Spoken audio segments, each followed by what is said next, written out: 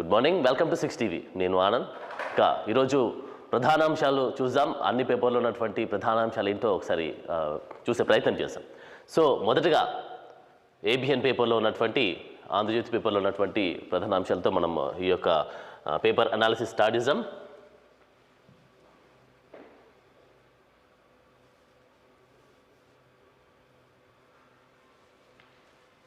Right, మెయిన్గా చూస్తే మనం సాక్షి పేపర్లో ఉన్నటువంటి ప్రధానాంశాలతో ముందుకెళ్దాం.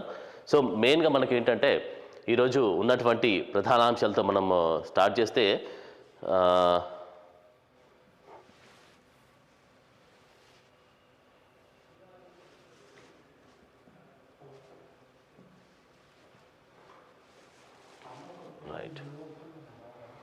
రైట్ మొదటగా మనం చూస్తే ఇక రక్తపు కూడు, ఏబిఎన్లో ఉన్నటువంటి ప్రధానాంశాలు మనం చూస్తే రక్తపు కూడు, ప్రజల రక్త మాంసాలను పీల్చి పిప్పి చేసి సంపాదించారనేటువంటి ఒక అంశం కూడా మనం చూడొచ్చు. సో మెయిన్గా మనం చూస్తే ఇక్కడ 1,00,000 కోట్ల అవినీతి చేసి తిరిగి ఇచ్చింది 1,00,000 మాత్రమే, బాగున్న భవనాలను కూలగొట్టి కడితే సంపద సృష్టించినట్లు అవుతుందా అనేటువంటి ప్రస్తావన కూడా నిన్న ముఖ్యమంత్రి రేవంత్ రెడ్డి ప్రస్తావించినట్టుగా చూస్తున్నాం. సో 1,00,000 కోట్లు సంపాదించినటువంటి ఆ సంపాదన కూడా ఒక 1,00,000 రూపాయలు ఇస్తే మాత్రం సరిపోతుందా అనేటువంటి ప్రస్తావన చేశారు. సో కాంగ్రెస్ 6 గ్యారంటీల దరఖాస్తు నమూనా ఆవిష్కరించినటువంటి సందర్భంలో ఈ వ్యాఖ్యలు చేశారు ఎవరు, రేవంత్ రెడ్డి. సో మరి అధికారం కోల్పోయిన బాధతో మాట్లాడుతున్న కేటీఆర్ 2024 డిసెంబర్ 9 లోపు 2 లక్షల ఉద్యోగాలు భర్తీ చేస్తాం, ఖజానాలో చిల్లికవ్వలేదు, కేసీఆర్ అంతా తుడిచి తీసుకెళ్లారు, లంకె బిందెలు ఉన్నాయనుకుంటే కాలి బిందెలు కనిపిస్తున్నాయని కూడా వ్యంగ్యాస్త్రాలు సంధించినటువంటి సందర్భం చూస్తున్నాం. సో మరి నిన్న మాట్లాడినటువంటి మాటలైతే మనం కూలంకషంగా మనం చూస్తే, సో అసలు ఖజానాలు తెలంగాణలో ఉన్నటువంటి ఖజానా చాలా ఎక్కువగా ఉంది అని చెప్పేసి అనుకున్నటువంటి ఆ సందర్భము వచ్చినాక ఆ సిచ్యువేషన్ కనిపిస్తలేదు అని కూడా నిన్న మాట్లాడినటువంటి మాటలు మనం చూస్తున్నాం. సో మరి విలేకరుల సమావేశంలో ముఖ్యమంత్రి రేవంత్ రెడ్డి వ్యాఖ్యలు చేశారు. ప్రజల వద్దకు ప్రభుత్వాన్ని రప్పించేందుకే ప్రజాపాలన, గ్రామ సభలు ముగిశాక కూడా దరఖాస్తులు స్వీకరిస్తాం, ప్రజాపాలన దరఖాస్తు లోగో ఆవిష్కరణలో ముఖ్యమంత్రి ప్రసంగం చేసినటువంటి సందర్భం చూస్తున్నాం. సో ఏది ఏమైనప్పటికీ నిన్న మాట్లాడినటువంటి మాటలు చాలా వరకు వ్యంగ్యాస్త్రాలు సంధించారు. తెలంగాణ గవర్నమెంట్ ఏమైతే అక్రమాలు, దోపిడీలు చేసి లేకపోతే ఇంకా స్కామ్లు చేసి ప్రజాధనాన్ని మొత్తం కూడా వృధా చేశారు, ప్రజాధనాన్ని మొత్తం ఏం లేకుండా తెలంగాణలో ఇప్పుడు ప్రస్తుతానికి నేను లంక బిందెలు ఉన్నాయని చెప్పేసి అనుకున్నాను, కానీ లంక బిందెలు లేవు, ఏం లేవు, ఉత్తి బిందెలే పెట్టారు అని చెప్పేసి కూడా వ్యంగ్యాస్త్రాలు సంధించారు. సో మరి మరొక అంశం మనం చూద్దాం.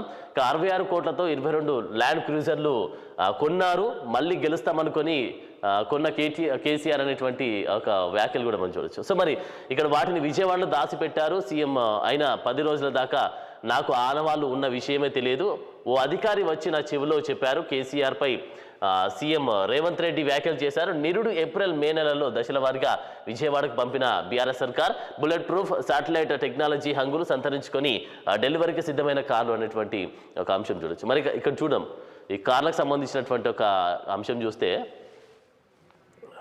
ఇక్కడ చూడొచ్చు, మనకు కార్లకు సంబంధించినటువంటి ఇమేజ్ మనం చూడొచ్చు. సో మరి 66 కోట్లతో 22 ల్యాండ్ క్రూజర్లు, అంటే మళ్ళీ గెలుస్తామని వాటిని పక్కన పెట్టుకున్నారు, అది కూడా విజయవాడలో ఉన్నటువంటి ఒక ప్లేస్లో పెట్టారు.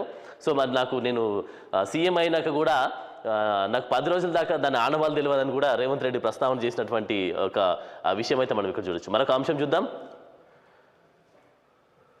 రైట్, నల్ల నేలపై ఎర్ర జెండా, సింగరేణి ఎన్నికల్లో ఏఐటీయూసీ ఘన విజయం, 3,000 పైచిలుకు మెజార్టీతో గెలుపు అనేటువంటి ఒక అంశం కూడా చూడొచ్చు. సో నిన్న చూసాం, సింగరేణి ఎన్నికలకు సంబంధించినటువంటి సంఘాలలో ఏఐటీయూసీ ఘన విజయం సాధించినటువంటిగా అంశంగా చూడొచ్చు. 3,000 పైచిలుకు మెజార్టీతో గెలిచారు. హోరాహోరీ పోరులో గుర్తింపు సంఘంగా ఆవిర్భావం, సిపిఐ అనుబంధ సంఘానికి 4వసారి ఆ హోదా దక్కింది. ఇంకా 11 డివిజన్లలో 5 గెలుచుకున్న ఏఐటీయూసీ, డివిజన్లలో ఐఎన్టీయూసీ అదే పై చెయ్యి, 6 గెలుపు. ఉమ్మడి ఖమ్మంలో స్విప్ ప్రాతినిధ్య సంఘం హోదా ప్రభావం చూపని బీఆర్ఎస్ అనుబంధ టీబీజీకేఎస్ అనేటువంటి ఒక అంశం చూడొచ్చు. నిన్న జరిగినటువంటి సంఘపు ఏమంటారు సింగరేణి ఎన్నికల్లోకి సంబంధించినటువంటి సంఘ ఎన్నికల్లో అయితే జరిగినట్టుగా చూస్తున్నాం. సో దాంట్లో ఏఐటీయూసీ ఘన విజయం సాధించింది, 3000 పైచిలకు మెజారిటీతో ఘన విజయం సాధించింది.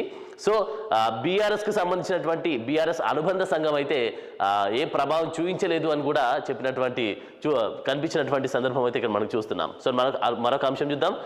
ఏపీ పగ్గాలు షర్మిలకే. కాంగ్రెస్ అధ్యక్షుడు ఖర్గే రాహుల్ గాంధీ స్పష్టీకరణ చేశారు.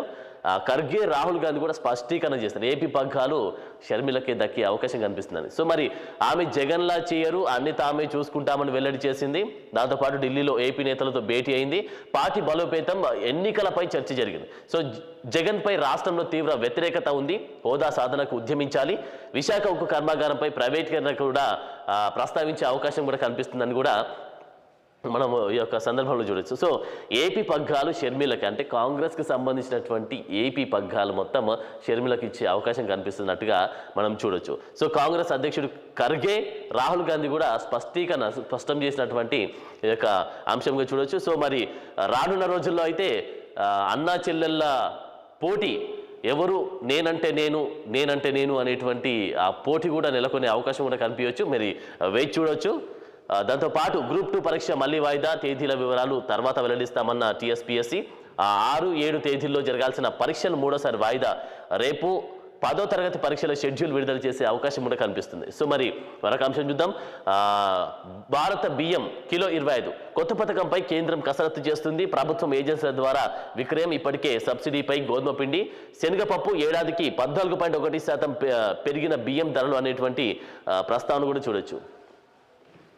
రైట్. ఇక రాష్ట్ర బీజేపీలో శల్య సారథ్యం అనేటువంటి ప్రధాన అంశం ఇక్కడ మనం చూస్తున్నాం. తెలంగాణలోని 2-3 నేతలపై పార్టీ అధిష్టానానికి ముఖ్య నేతల ఫిర్యాదు చేశారు.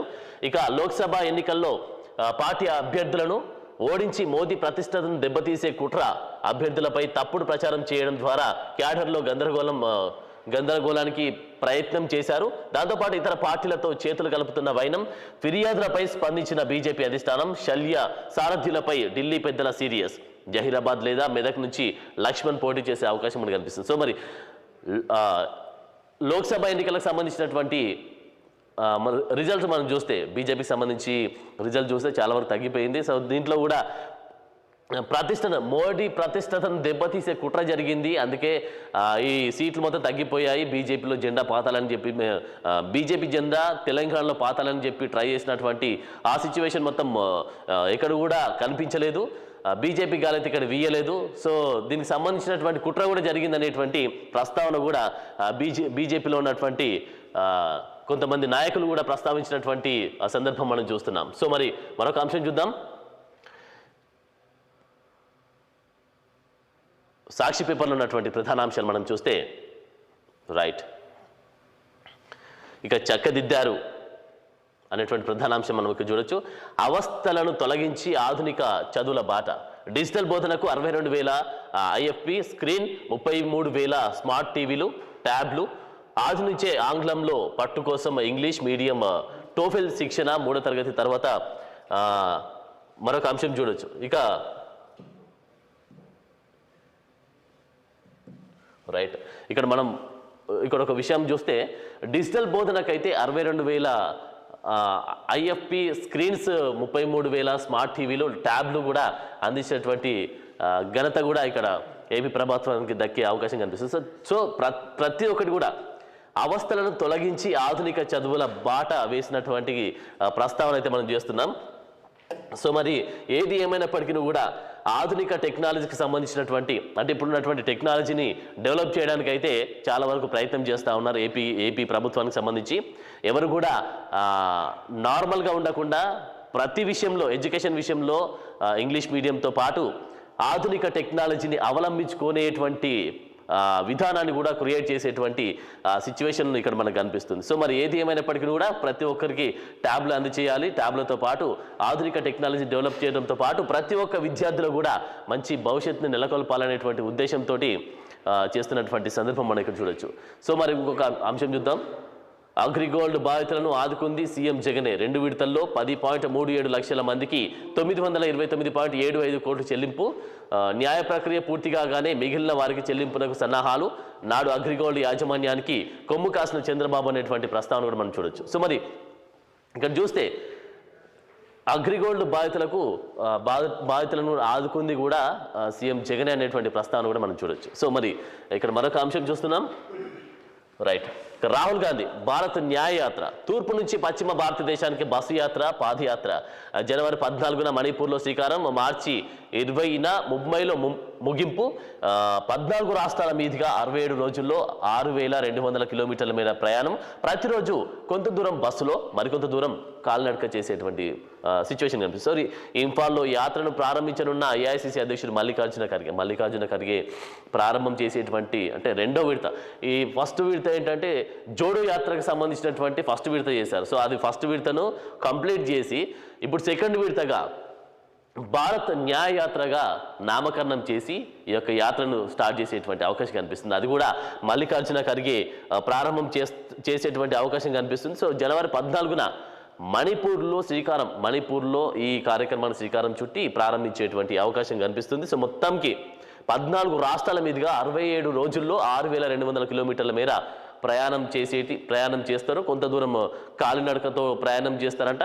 దాంతోపాటు కొంత దూరం బస్సులో కూడా ప్రయాణం చేసి ఈ యొక్క 6,200 కిలోమీటర్ల ప్రయాణం అయితే ముగించేటువంటి అవకాశం కనిపిస్తుంది. సో మరి మరొక అంశం చూద్దాం. అమెరికాలో రోడ్డు ప్రమాదం, 6 ఏపీ వాసుల దుర్మరణం. మృతుల్లో 5 ముమ్మిడివరం ఎమ్మెల్యే సతీష్ కుమార్ పినతండ్రి కుటుంబ సభ్యులు, మరో వ్యక్తికి తీవ్ర గాయాలు. కారును ట్రక్ బలంగా ఢీకొట్టడంతో ప్రమాదం జరిగినట్టుగా చూస్తున్నాం. సో నిన్న జరిగినటువంటి ప్రమాదంలో అయితే అమెరికాలో రోడ్డు ప్రమాదంలో ఏపీ వాసులు అయితే 5 దుర్మరణం చెందినటువంటి సిచ్యువేషన్ అయితే మనం చూస్తున్నాం. సో మరొక అంశం చూద్దాం. రైట్, దిశ పేపర్లో ఉన్నటువంటి మరికొన్ని వార్త చూద్దాం. ఇక ఎంఫిల్లో చేరొద్దు, ఆ డిగ్రీకి గుర్తింపు లేదు, యూనివర్సిటీకి గ్రాంట్స్ కమిషన్ వెల్లడి చేసినటువంటి అంశం చూస్తున్నాం. ఎంఫిల్ డిగ్రీకి గుర్తింపు లేదని యూనివర్సిటీ గ్రాంట్స్ కమిషన్ స్పష్టం చేసింది. అందులో ఎవరు చేరకూడదని హెచ్చరించింది. 2023-24 విద్యా సంవత్సరానికి సంబంధించిన ఎంఫిల్ అడ్మిషన్లను నిలిపివేయాలంటూ యూనివర్సిటీలను ఆదేశించినటువంటి పరిస్థితి ఇక్కడ మనం చూస్తున్నాం. సో ఇంకా మరొక అంశం చూద్దాం. జిల్లాల సరిహద్దుల్లో తెలంగాణకు సంబంధించినటువంటి జిల్లాల సరిహద్దుల్లో మార్పులు చేసేటువంటి అవకాశం కూడా ఇక్కడ రివ్యూకి సిద్ధమైనటువంటి సందర్భం మనం చూస్తున్నాం. సో అసెంబ్లీ సెగ్మెంట్ పరిధిని ఒకే జిల్లాలో ఉంచే ప్లాన్. రివ్యూకి సిద్ధమైన ప్రభుత్వం, నిపుణులు, ఆఫీసర్లతో కమిటీ, ప్రజా సంఘాల నుంచి అభిప్రాయ సేకరణ. రాష్ట్రపతి ఉత్తర్వులకు విఘాతం లేకుండా నిర్ణయాలు తీసుకునే అవకాశం కూడా కనిపిస్తుంది. సో ప్రతి జిల్లాల సరిహద్దుల్లో మార్పులు చేసేటువంటి సమాలోచనలు కూడా ఉన్నటువంటి పరిస్థితి చూస్తున్నాం. దుబారా ఖర్చులొద్దు, బడ్జెట్ లెక్కలు వాస్తవాలను ప్రతిబింబించాలి, ఆదాయం అప్పులు ప్రజలకు అర్థం కావాలి, గత ప్రభుత్వం మాదిరి దాపరికాలు ఉండొద్దు, సర్కారు యాడ్లకు ఎక్కువ ఖర్చు చేయొద్దు. ఫైనాన్స్ డిపార్ట్మెంట్ రివ్యూలో సీఎం రేవంత్ రెడ్డి ఈ వ్యాఖ్యలు చేసినటువంటి సందర్భం చూస్తున్నాం. సో దుబారా ఖర్చులొద్దు, ఇప్పటివరకు దుబారా ఖర్చులు బాగా చేశారు. గత ప్రభుత్వం కూడా చాలా దుబారా ఖర్చులు చేశారు. వ్యర్థమైనటువంటి వాటికి డబ్బులు పెట్టి తెలంగాణను అప్పులపాలు చేశారని కూడా నిన్న చెప్పినటువంటి సందర్భం చూస్తున్నాం. సో మరి బడ్జెట్ లెక్కల వాస్తవాలను ప్రతిబింబించాలి, ఆదాయం అప్పులు ప్రజలకు, ప్రతి ఒక్క తెలంగాణ బిడ్డకు అర్థం అవ్వాలి, ఆదాయం ఎంత ఉంది, అప్పులు ఎంత ఉన్నాయి, సో మన తెలంగాణ బడ్జెట్ ఎంత, అప్పులు ఎంత, సో క్లియర్గా ఉండాలి అనేటువంటి ఇన్ఫర్మేషన్ అయితే ఇక్కడ మనం చూస్తున్నాం. సో గత ప్రభుత్వం చేసినటువంటి మాదిరిగా దాపరికాలు ఉండొద్దు. అంటే తెలంగాణ గవర్నమెంట్లో ఎన్ని అప్పులు ఉన్నాయి, తెలంగాణ గవర్నమెంట్ ఏ విధంగా డెవలప్ అవుతుంది, తెలంగాణ గవర్నమెంట్ అప్పుల కూపలో ఉండిపోయిందా, సో ఇవన్నీ క్లియర్గా ఉండాలని రేవంత్ ప్రభుత్వం అయితే దాపరికం లేకుండా ఉండాలి అనేటువంటి ప్రస్తావన తీసుకొచ్చారు. సో సర్కార్ యాడ్లకు ఎక్కువ ఖర్చు చేయదు. సర్కార్కి అంటే తెలంగాణ గవర్నమెంట్లో ఏదైతే లీడ్లో ఉందో ఆ లీడ్కు ఉన్నటువంటి గవర్నమెంట్ ఎక్కువ శాతం యాడ్స్కి సంబంధించినటువంటి వాటి కోసం అయితే డబ్బులు ఎక్కువ ఖర్చు చేస్తూ ఉంటారు. సో దానికి ఎక్కువ ఖర్చులు చేయొద్దు, తెలంగాణలో ఉన్నటువంటి బడ్జెట్ మనం కాపాడుకుందాం, తెలంగాణను ముందుకు తీసుకెళ్దాం అనేటువంటి ఉద్దేశంతో కూడా చెప్పినటువంటి పరిస్థితి చూస్తున్నాం. సో ఫినాన్స్ డిపార్ట్మెంట్ వాళ్ళకైతే ఈ యొక్క ఇన్ఫర్మేషన్ ఇచ్చినట్టుగా మనం చూస్తున్నాం. ఇక మరొక అంశం చూద్దాం. సో ఇంతకుముందు చూసాం, సింగరేణి ఎన్నికల్లో ఏఐటీయూసీ ఘన విజయం సాధించింది. 10 ఏళ్ల తర్వాత జయకేతనం 6 ఏరియాల్లో ఐఎన్టీయూసీ విక్టరీ సాధించినటువంటి పరిస్థితి చూస్తున్నాం. సో మరి ఇక్కడ మనం చూడొచ్చు, విజయం సాధించిన ఏఐటీయూసీ నేతలకు గుర్తింపు పత్రం అందిస్తున్న సింగరేణి జీఎం అనేటువంటి యొక్క ఇమేజ్ మనం చూస్తున్నాం. సో మరొక అంశం చూద్దాం. ఐపీఎస్ నవీన్ కుమార్పై డీడీ ప్రశ్నల వర్షం. ఆయనపై గతంలో ఫిర్యాదు చేసిన రిటైర్డ్ ఐఏఎస్ సతీమణి తమ ఆస్తి కబ్జాకు యత్నించారని ఆరోపణ. ఇప్పటికే కేసు నమోదు A2గా చేర్చిన అధికారులు. తాజాగా ఆయన్ను అదుపులోకి తీసుకొని ఎంక్వైరీ చేసిన డిటెక్టివ్ డిపార్ట్మెంట్ అనేటువంటి ప్రస్తావన మనం చూడొచ్చు. సో మరి నిన్న జరిగినటువంటి ఒక అంశం చూస్తే ఐపీఎస్ నవీన్ కుమార్పై డీడీ ప్రశ్న. ఎవ్వరు ఎలాంటి దురాక్రమణలకు పాల్పడినా, ఎలాంటి తెలంగాణ ప్రజలను తప్పుదో పట్టించడానికి ట్రై చేసినా, ఇంకేం చేసినా, వాళ్ళు ఏ అధికారంలో ఉన్నా, ఎలాంటి సిచ్యువేషన్లో ఉన్నా తెలంగాణ గవర్నమెంట్లో ఇలాంటివి నడవవు అనేటువంటి ప్రస్తావన కూడా నేను చెప్పినటువంటి సందర్భం చూస్తున్నాం. సో ఏది ఏమైనప్పటికీ వాళ్ళు అధికారంలో ఉన్నా, ఏం చేసినా, లేకపోతే ఎమ్మెల్యేలైనా, ఎంపీలైనా, లేకపోతే పోలీస్ డిపార్ట్మెంట్ వాళ్ళైనా ఎవరైనా కూడా ఎవరిని వదిలిపెట్టేది ఉండదు, ఎవరిని వదిలిపెట్టే ప్రసక్తే ఉండదు. ప్రతి ఒక్కరికి కూడా సమన్యాయం జరగాలనేటువంటి ప్రస్తావన కూడా మనం చూసాం. సో మరి ఇప్పటివరకు అయితే చూసాం, గడీల పాలన నుంచి సర్కార్ని తప్పుదోవ పట్టించి గడీల పాలన నుంచి బయటికి తీసుకొచ్చినటువంటి సందర్భము రేవంత్ రెడ్డి చేసినటువంటి వ్యాఖ్యలు చూసాం. దాంతోపాటు ఇక మరికొన్ని అంశాలు కూడా చూసాం. సో మరి ఏది ఏమైనప్పటికీ కూడా ప్రతి ఒక్కరు కూడా ఆస్తులు, అప్పులు, చిట్టాకు సంబంధించినటువంటి ఇన్ఫర్మేషన్ ఉండాలి, దుబారా ఖర్చులు ఉండొద్దు. దాంతోపాటుగా ప్రతి ఒక్కరికి కూడా సమన్యాయం జరగాలనేటువంటి ఉద్దేశంతో ఈ యొక్క తెలంగాణ కాంగ్రెస్ ప్రజెంట్ ఉన్నటువంటి లీడ్లో ఉన్నటువంటి కాంగ్రెస్ గవర్నమెంట్ ముందుకెళ్తున్నటువంటి వైనం చూస్తున్నాం. సో ఇప్పుడు బులెటిన్లో ఒక షార్ట్ బ్రేక్ తీసుకుందాం.